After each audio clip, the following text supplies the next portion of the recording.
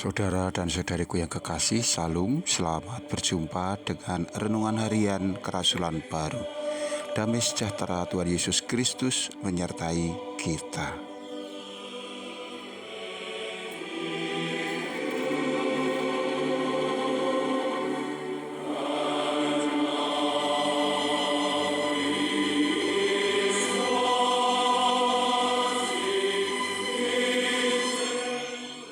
Kita membaca firman Tuhan dari Injil Yohanes pasal 4 ayat yang ke-47.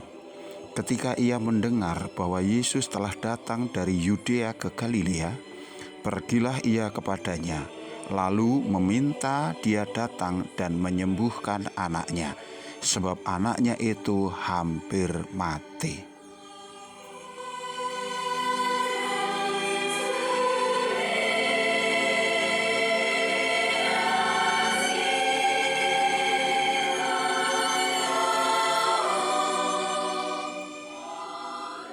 Saudaraku yang kekasih, nas Alkitab yang baru saja kita dengarkan diambilkan dari kisah di mana Tuhan Yesus menyembuhkan anak pegawai istana yang termuat di dalam Injil Yohanes pasal 4 ayat 46 sampai dengan 54. Saya akan membacakannya secara utuh untuk engkau semuanya. Kemudian Yesus kembali lagi ke Kana di Galilea, di mana ia membuat air menjadi anggur. Di Kapernaum ada seorang pegawai istana, anak laki-lakinya sedang sakit. Ketika ia mendengar bahwa Yesus telah datang dari Yudea ke Galilea, pergilah ia kepadanya lalu meminta dia datang dan menyembuhkan anaknya, sebab anaknya itu hampir mati. Kata Yesus kepadanya, "Jika kamu tidak melihat tanda dan mukjizat, kamu tidak percaya." Pegawai istana itu berkata kepadanya, "Tuan, datanglah sebelum anakku mati." Kata Yesus kepadanya, "Pergilah, anakmu hidup." Orang itu percaya kepada perkataan yang dikatakan Yesus kepadanya, lalu pergi.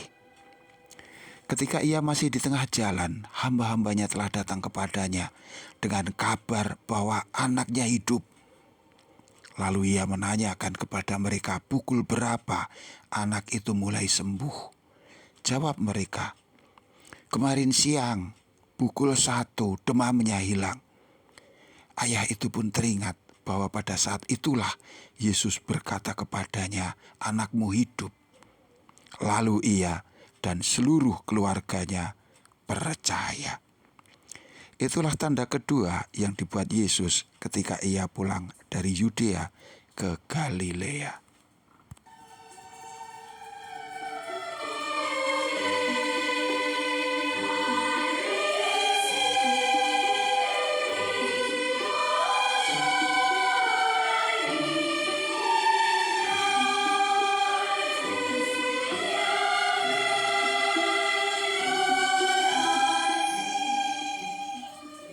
Saudaraku yang dikasihi Tuhan, ketika itu Yesus kembali lagi ke Kana, sebuah kota kecil di Galilea. Datanglah seorang pegawai istana ingin menghadap Yesus. Ia datang dengan kekhawatiran besar, sebab anaknya laki-laki sakit parah dan hampir mati. Tentu ada alasan tersendiri mengapa pegawai istana yang tinggal di Kapernaum itu ingin menjumpai Yesus. Mungkin ia pernah mendengar kesaksian atau berita tentang Yesus, bahwa Yesus bisa melakukan perbuatan-perbuatan ajaib atau mukjizat-mukjizat. Pada ayat 54 bukankah telah disebutkan bahwa sebelumnya Yesus memang telah membuat tanda atau mukjizat.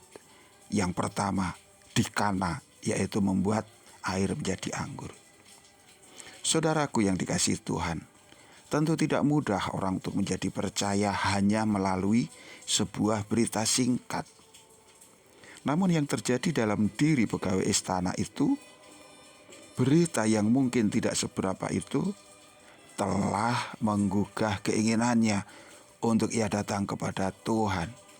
Ia mengesampingkan berita-berita lain yang mungkin bertentangan dengan keyakinannya.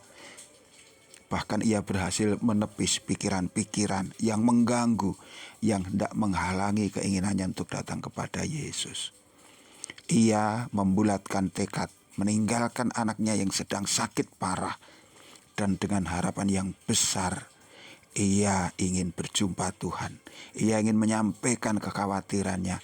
Ia ingin memohon pertolongan kepadanya. Bagian ini memberi pelajaran kepada kita bahwa baiklah kita perhatikan firman Allah. Berita-berita tentang Injil, tentang Tuhan Yesus Kristus dengan penuh percaya. Meskipun mungkin itu hanya sekilas kita terima. Misalnya di dalam kebaktian, firman itu hanya disampaikan di dalam khotbah yang beberapa menit saja. Bahkan mungkin itu juga hanya di dalam tanda kutip disampaikan oleh hamba Allah yang tampak sangat sederhana. Namun mari kita buka hati kita terima dengan utuh, mantap, dan tidak terganggu dengan pikiran-pikiran kita sendiri atau pendapat-pendapat orang lain yang hendak menghalangi kita.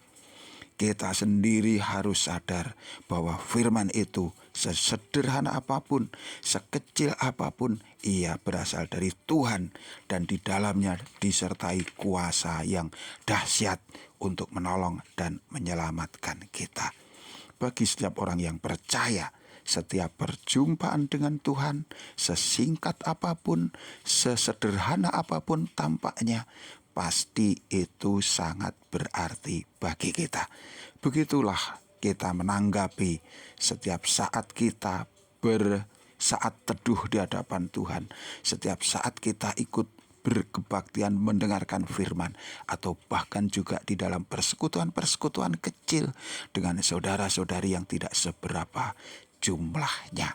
Semua adalah tempat di mana air hidup itu memancar dan memberikan kepada kita kesegaran, memberikan apa yang kita butuhkan, bukan hanya untuk hidup yang jasmani, tapi khususnya untuk hidup kita yang abadi.